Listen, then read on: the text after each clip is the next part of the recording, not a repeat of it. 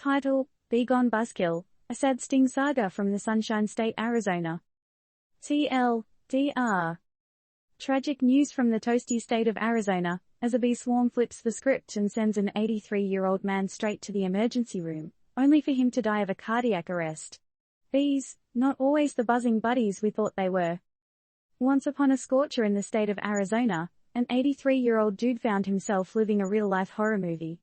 Forget Godzilla or King Kong, his monster had wings and a sharp little stinger. We're talking about bees, folks, nature's own aviators who decided to ditch the flower power for some real power play. The tragic call rang out on an otherwise usual Wednesday in Peoria. Our guy, who would have been busy sipping on a cool lemonade maybe, was found having a full-on cardiac arrest. Now, how many times have you been told, mind your beeswax? Well, seems like the bees decided to give him a piece of theirs instead, numerous stings that possibly led to his critical condition. The responders rushed in, sirens wailing, as they attempted to outmaneuver the wrath of the tiny warriors and stabilize our poor old fellow. But alas, despite their heroic efforts, the man's heart gave up, his last buzz being those of the bees.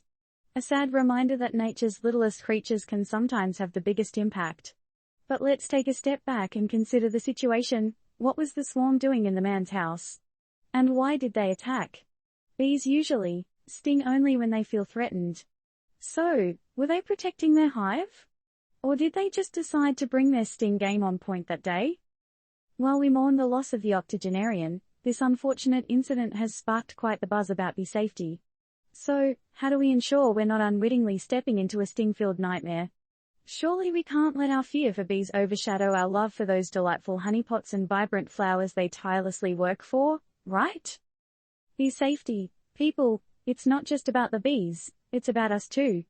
But how far should we go to protect ourselves?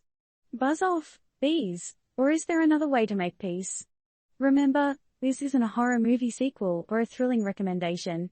It's a stark reminder of how things can get unbelievably tragic. We don't want to end up being the protagonist of such a drama, do we? On a side note, ever thought about how bees, so small and often ignored, could have such a profound effect on our lives, both in sweetness and in sorrow? And lastly, here's a provoking question to leave you buzzing. Do we know enough about our fuzzy, flying neighbors to coexist safely, or should we all start investing in anti-bee suits right away? Disclaimer: this news story is only meant for informative purposes. It is not intended to provide medical or any other form of advice. Always consult with a professional for such matters.